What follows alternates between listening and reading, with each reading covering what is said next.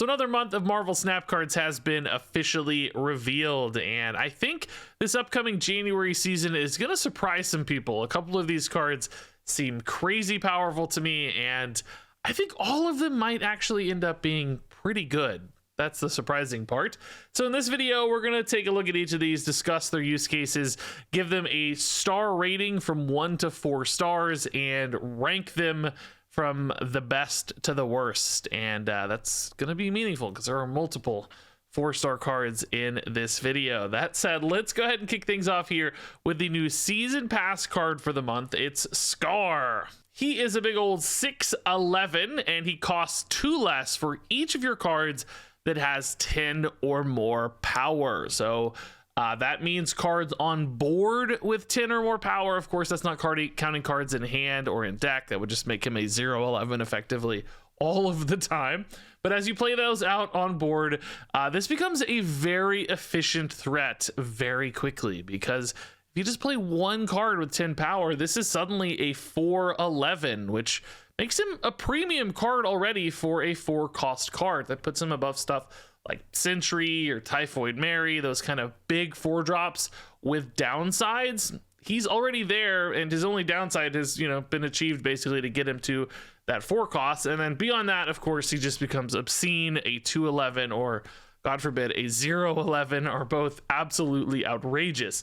And that's why I think Skaar is going to be really, really good. I think a lot of people are going to get caught up in all the fancy ways to make this a 0-11, and maybe even make copies of this. I'm gonna moon girl the Skaar and have multiple 0-11s in my deck, and there's probably something there that's possible, some kind of ramp deck that's cheating out big stuff, or having magic to extend the game to get more 10 costs or 10 power cards into play. There is probably something there that will work. I don't doubt that by any means at all.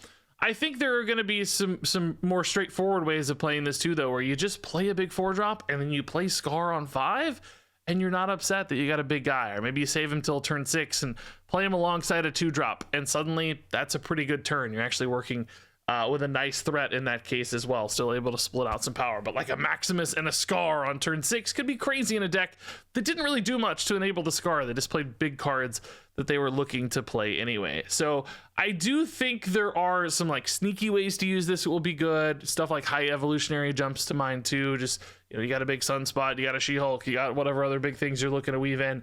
Skaar could be a great natural fit there, especially with a magic on play. Extending to 7 turns gives you more time to play that big stuff for those discounts. That deck also benefits well from splashing power late often, so great fit for instance there. Some even sneakier stuff than that could be possible, but also just tempo decks running big 4-10s.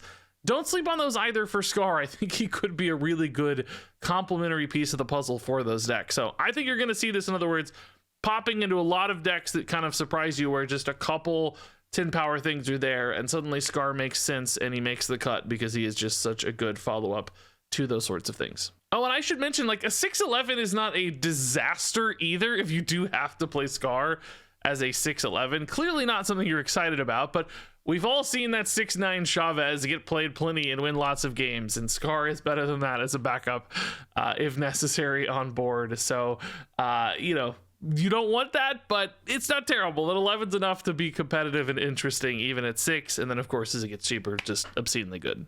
So next up, we got something a little weird. Caiera is coming out the same week as Skaar, so we're getting an actual Spotlight Cash card on top of Skaar, so basically one extra card in the month here. Maybe something they do moving forward, it sounds like. But she's a 3/4 with ongoing. Your 1 and 6 cost cards can't be destroyed. So your small stuff and your big stuff both here able to dodge removal with Caiera, and importantly that works across all locations. It doesn't matter where you're playing your Caiera, it's going to protect your 1s in other spots, your 6s in other spots as well.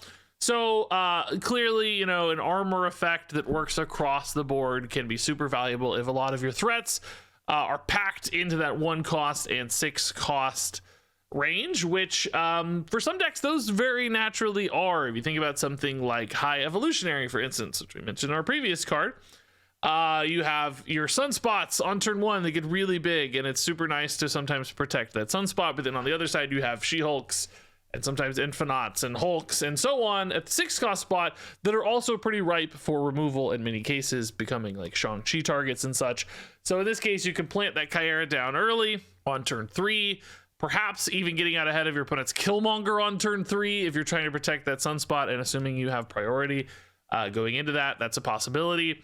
But then also setting up for those later threats as well when you're popping those on turn 6, making sure your opponent can't like set up for a Shang-Chi later that kills one of those big threats. Now, notably, Caiera doesn't have any upside against Alioth any longer with the new version of Alioth. I think with Caiera, she will not know that they are 6 drops. They are face down at this stage. So I think Alioth will still work against those unrevealed 6 drops because the game won't recognize that they're 6 drops. They're just unrevealed cards. With the old version of Alioth, that just worked always, of course.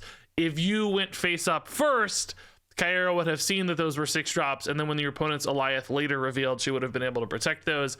But Alioth's nerf made that an irrelevant interaction. So only in the old version of Alioth would Caiera have helped. Now, there are other decks that might really prioritize this, something like a Khazar Zoo deck, for instance, that's running a lot of 1-drops. Was always super exposed to things like Killmonger, just wiping out their entire game plan. And although armor could like protect one lane, couldn't protect the entire board. Now with Caiera, a deck like that suddenly makes a lot more sense. Even something like Ultron as a card, a payoff, like for a Patriot deck, both the Ultron and all of his drones would now be protected by a single Caiera. If you're worried about, you know, again, a turn 6 Killmonger or something, countering an Ultron Patriot line. Now, those aren't decks we see much at the top of the meta these days, but always nice things to keep in mind as extra use cases for Caiera.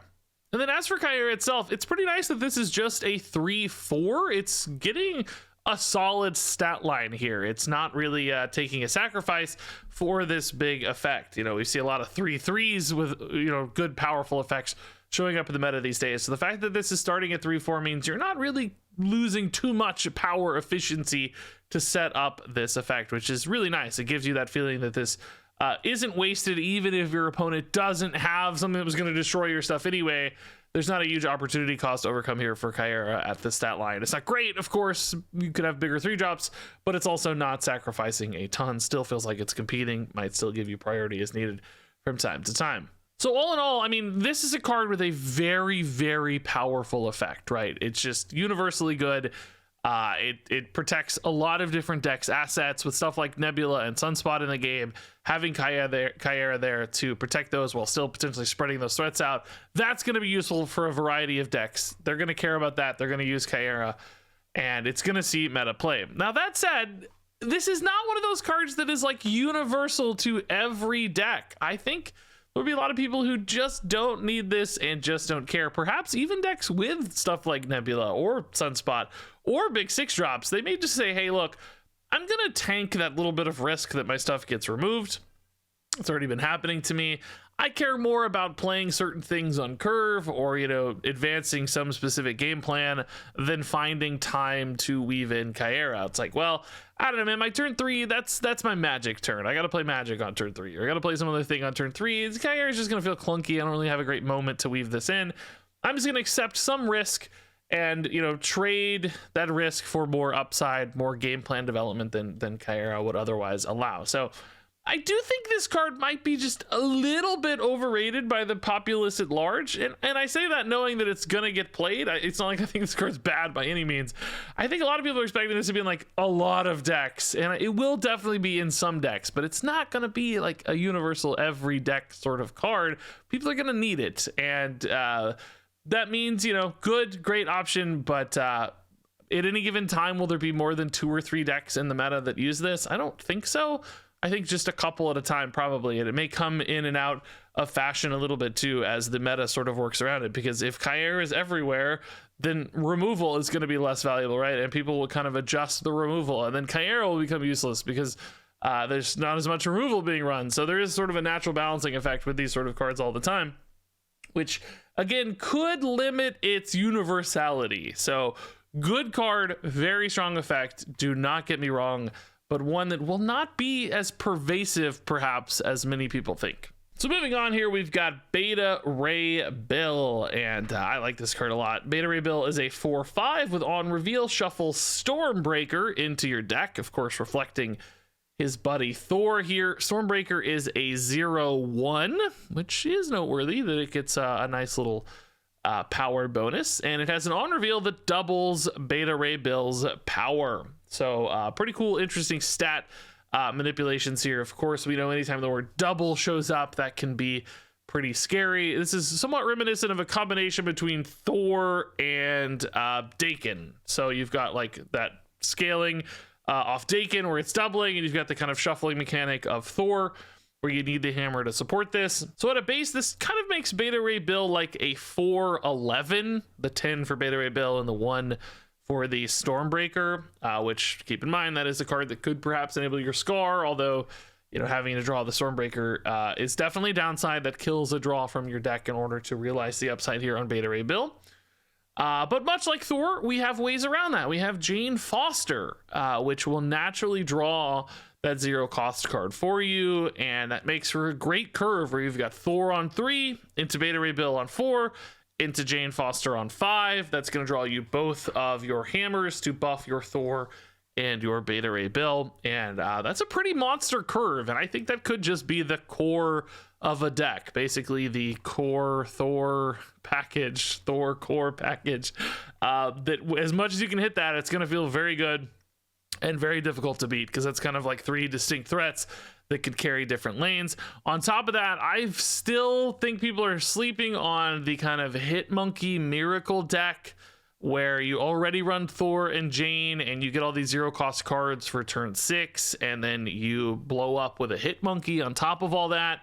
So you're slamming Mjolnir and Stormbreaker and Hit Monkey, maybe a Wasp, alongside, you know, whatever else you can weave into that final turn, and it's just like monster threats across the board everywhere, and that just naturally fits into this Thor lineup anyway. So I think that could actually become a #1 standout deck when Beta Ray Bill hits, to many people's surprise, because I think that deck's kind of a sleeper all the time. But I don't think you necessarily need that exact package or commitment to make Beta Ray Bill worth it necessarily. Unlike Thor, you know, he is a bigger commitment because he just costs more, and I would argue his kind of base efficiency is a little bit worse as well. Sometimes that 3/4 doesn't feel like as much of a commitment, especially because you can get it down a little sooner. Whereas the 4/5 doesn't feel as good at a base to me for whatever reason, and the scaling is actually smaller at a base as well, right? Scale gain, or Thor gains +6, whereas Beta Ray Bill only gains +5 at a base. So you do need either an extra version of Stormbreaker to double him again to that 420 stat line, which is absolutely bonkers, or perhaps scale up his stats ahead of time so that when he doubles, he of course benefits. So if you make him like a 4/6 from a hand buff card or something, then he becomes a 4/12. Suddenly that's all feeling a little bit better, although still not you know, crazy. But much like you can support that Dakin with buffs, you can also do the same with Beta Ray Bill, and of course sometimes the board and locations will support that game plan as well. So basically it adds to his upside as each of these extra mechanics get tossed in. So all of that was a really long way to say I think this card has a very powerful, very specific use case with that kind of Miracle Hit Monkey deck, where I think he will absolutely shine. I think that deck has a lot of potential to be very, very good. So keep an eye out on that. The ceiling for this card to me is very, very strong because of that deck and his very natural fit and use case in that deck. I think there are a couple other use cases as well. Of course, we've seen stuff like Lockjaw decks utilize these 0 card shuffles really nicely, and especially with Lockjaw shuffling it back into hand multiple times can be really cool with Beta Ray Bill too. So do keep that in mind as well. As far as like a general curve card, I think probably too risky. Shuffling that into your deck's gonna mean that he has a pretty low floor. Sometimes he's just gonna be a 4/5 that feels really bad. So I think you do need to really encourage and force his effect. So super high ceiling, but also a low floor, which is to say not a great reason to run him in a wide variety of decks. Very specific use cases, but perhaps very powerful when that does hit. So moving on here to Hercules. He is a 4/6, and he reads, the first time another card moves here each turn, move it to another location. So this is some pretty interesting kind of move synergies where you're getting an extra move anytime you move into Hercules. So if you plop him down and you move in, a Human Torch was the example in the reveal video. The Human Torch is going to double when it gets to Hercules' location, and then Hercules is going to move it back out and say, no, no, no, go away. I'm going to swat you away, and it's going to get doubled again, of course. And proccing that extra move could scale stuff like Human Torch up really, really quickly. Other examples might include something like a Phoenix Force on a Human Torch, or a multiple man, for instance, just giving you extra ways to get that extra move all at once. And then the other use case for Hercules is actually to prevent your opponent from moving cards into a specific location. If you're like trying to stop a Jeff or a Vision from moving over into like your storm lane or whatever, because you don't want them to steal that storm lane, Hercules is going to say, no, no, no, Vision, you don't get to move here. I'm going to move you back out. So basically closing off a location to your opponent's cards where they might want to move. Because keep in mind, this is not, say, the first time one of your cards moves here. It's any card. So you actually can limit your opponent. So you could see something like a storm into a Hercules if you trust that's big enough. It's only 8 power, but maybe you set it up with a 1-drop at a time or something. And then that prevents any movement shenanigans from limiting you, unless maybe they like Heimdall, for instance, and move multiple cards into your stormed locations, because this is only the first time each turn. So you got to be a little bit careful if they have multiple options to move. But if it's only one, you might actually be able to limit them and block them off. Now that's a really, really niche use case. I don't think that's ever really something where Hercules becomes good. You're probably going to need to commit to a very proactive game plan for this one, where you're setting yourself up for all these extra ways to move and benefit. But I can't imagine, you know, that sort of multiple man on 2, Venom on 3, Phoenix Force on 4, plop down that like Hercules on 5, and then, you know, move your Phoenix Force over to the Hercules. It pushes it back out. I guess you could even play like a Ghost Spider first and then a Hercules on turn 5 to fill your curve and just be moving multiple men like absolute craziness. The question is that a little bit overkill? Like, do you really need all that if you're already getting this Phoenix Force game plan down? Often that sort of works on its own, and a extra 4/6 in the mix that only works sort of perfectly when you play it at the right times. I don't know if that's going to be worth it necessarily. And that's really my hesitation for this card in general, is that at a 4 cost, this one's a little bit clunky to weave into turns. There are, of course, a lot of ways to benefit from getting these extra moves every turn. All of that's a possibility, but just weaving this into turns and then having the move effects happen afterwards, how much benefit are you really going to realize with just more flexibility, a higher power base 4 cost card? Could all of those do a little bit more? Do you need more reliable utility and flexibility in a move deck? I think so. I feel like this is just going to be too awkward and too hard to weave in and too hard to time well. And a lot of instances, it's just going to feel like it didn't do much at all. And you kind of just played a 4/6, or it sat dead in hand because you needed to do other things instead. So that's my biggest worry for Hercules. If this were like a 3/4, or shoot, even cheaper, you know, at the 2 cost slot, and it had that flexibility as a utility card and as an enabler, I would be a lot more excited about it. But nothing about the stat efficiency here really jumps out at you. And then, not to mention that the move package isn't exactly in the best shape as it stands right now. It's had some moments as the kind of move tempo core came into popularity, but even now we don't really see that as much. The kind of Silk, Elsa, Angela, Craven core that was good for a while doesn't really pop up as much these days. So Hercules is kind of coming into a struggling archetype, I think, and I don't even know that he necessarily makes it much better. I just think this card feels awkward first and foremost. So moving on to Grandmaster. I think this card is kind of crazy, scary, terrifying, honestly.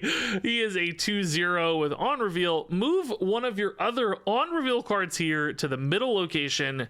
Its ability happens again. So basically here, for a 2 cost card, you get a couple benefits. Number one, you get to repeat an on reveal card, which of course that can be very powerful in its own right. There are plenty of on reveal cards where the upside and the cost is baked into the result of the on reveal, not the base body. So if you think about something like White Tiger, for instance, right, the value of that card is getting the 8 power Tiger, which means for Grandmaster, you're getting basically a 2 cost 8 power Tiger. Even something like Ironheart, right, you're getting +6 for 3 costs. Well, with Grandmaster, you're getting +6 stats for 2 costs, which again is very efficient. And then there are, of course, really big results, something like Goliath, for instance. At 6, you get to just wipe out all of your opponent's cards played in a given location, assuming you have priority.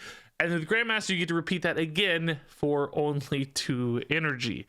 And that's actually possible pretty easily on turn 6, all at once with Wave on turn 5. You can play Wave on turn 5. Goliath will cost 4. You can play Goliath and then immediately follow it up with a Grandmaster and close out 2 locations on the final turn from your opponent playing any cards. So as long as you have priority going to that final turn, Goliath Grandmaster is absolutely potentially really bonkers. Just wipe out 2 spots. And the fact that you know it's moving to the middle gives you a lot of power because you know where it's going. And the fact that this only hits on reveal cards means it's gonna work. Like, as long as you don't load up another second on reveal in that location, you're gonna hit the target that you want. It doesn't matter if there's extra stuff there. So you can still play plenty of things for tempo and power. It's not like, you know, an Artem Zola, for instance, where you have to have a really specific set of stuff, or the Artem Zola will whiff. The Grandmaster, lots of things work. You can just play stats there. Grandmaster's still going to hit your on reveal card. So there are some pretty crazy potential outs here for Grandmaster. I think that like Wave Goliath possibility could be very good and very annoying. So that is something to keep in mind. But I don't think you necessarily need that. There are plenty of other great on reveals that could do a lot of work with Grandmaster. Even in the Destroy vein, play a Shang-Chi on turn 5, get a second Shang-Chi for coverage on turn 6. Now, the opponent will also know, of course, where that possibility exists. Like, oh, they may not play a big thing mid because of the threat of a Grandmaster existing. But guess what? You could have another card on the left with a separate on reveal. You could juke them and play some other big on reveal on the left instead and surprise them in that way. Now, on top of all that, you're also here able to move power around. So you could technically have a big on reveal with just stats that you want to redistribute. Even if the on reveal itself isn't necessarily all that valuable, just moving the stats around can be really surprising and can additionally proc any sort of move effects as well. If you have a Craven mid, this is an extra way to add a little power to your Craven and redistribute some stats to surprise your opponent. And again, you could split that between left and right. You could say, opponent, am I going to play my Grandmaster left or right? You don't know. I'm going to be moving power away from one of these spots towards mid. You might commit to the wrong one. You might be surprised. And then additionally, I'm going to get some awesome on reveal effect for only 2 cost. You know, the video showed like a Silver Surfer, for instance, getting an extra copy of Silver Surfer for only 2 energy could be absolutely amazing in many cases. But there's plenty already, and the crazy thing is, a card like this, it just gets better over time. As there more and more on reveals get introduced, there are more possibilities for a card like Grandmaster to be good and synergistic and have some crazy big payoffs. So to me, this card looks absolutely nuts. I think has the potential to be in a lot of different decks, the potential to be very meta disruptive, potentially even super frustrating. And for that reason, a very strong card we're going to see a lot of. So then our final card here is Miek. He is a meager little 1/1 with the text, after each turn, if you discarded any cards, gain +1 power for each and move. So I know there was some confusion around this card when we covered it for the data mining. So the way this works is he's going to do a check at the end of each turn, and he's going to say, okay, did you discard cards? Yes, that means I'm going to move because you discarded cards. I'm going to move. He's also going to check how many cards you discarded, and it's like, okay, they played a Hell Cow, so that's 2 cards discarded. That means I'm going to gain +2 power. So you gain +2 power, and then you move to a new spot. And I think the most important part of this is realistically the gaining +2 power, because of course, in a discard deck, you're gonna be able to discard a lot of stuff, and this could very easily be a 1/5, a 1/6 plus, which is great, of course, for a 1-cost card. Kind of gives you that second Morbius, so that you've got a couple early game threats that are paying off your discards later, on top of the natural payoffs that discard often has on top of that. So great early enabler. Now, importantly, this does have to come down on time, unlike Morbius. Morbius kind of has a memory where he can see, oh, at any point you discarded 4 things, I'm going to be 8 power. Miek does need to see it, and he checks each turn. So if you like played him on turn 4 or something, you might miss a couple discards. He's not going to catch up retroactively, which is a limiter, but when he hits early, hits on 1 or whatever, he's going to feel I think often very, very good in that sort of nebula space for how big he might get. And frankly, it's more up to you than your opponent as well, which can make him reliably rather large for a 1-drop. Now, when it comes to the movement side of things, that could be an upside occasionally, but it also could kind of be a downside. It might be a little harder to predict and line up your power with Miek, because he might move where you already have a ton of stuff and he's like next to Dracula, and it's like, oh man, Dracula's already going to be big, I need you to be over here. Could be a little bit of a limiter, although I guess with Dracula, I'm not sure how he works on the final turn. He might move again. I think after each turn happens before end of game though, so probably wouldn't move based on Dracula's effect. But regardless, there are instances where he goes in the wrong place, but that can also be an upside too, because your opponent kind of doesn't know where their power needs to be. They might have to make some tough calls early, and then Miek kind of bails out and they like waste some power, or he surprises them by kind of flipping a location they didn't expect. So that one's hard to say just how good or bad that could feel. I guess the important decision is you kind of have some control over whether or not he's going to move. The opponent might be asking, oh, are they going to discard on the final turn or not? I don't know. And then you do know, so you can kind of adjust based on your own plays, which could be useful. But all in all, you know, discard is an archetype right now that's been solid for a while. It's never really at the top of the meta, it feels like, all that often. At least traditional discard, sometimes hella discard kind of rises and falls. This would be more for traditional discard deck, I think, of course, with traditional discard curves. But it's always been good and solid as a ladder option and viable. And I think Miek makes it better and potentially gives it a bump in the meta. Does it push it to the top of the meta? No, not necessarily. I don't think Miek is good enough in that case, but I do think Miek gets run in discard. It just makes too much sense. It fits too well. So I do think this card will be seen, but it's another one of those with a pretty specific use case. A good card within its deck, but definitely not enough to like drive or warp the meta around it necessarily, and certainly not a card I expect to escape the confines of discard. Clearly this needs its synergy to be any good at all.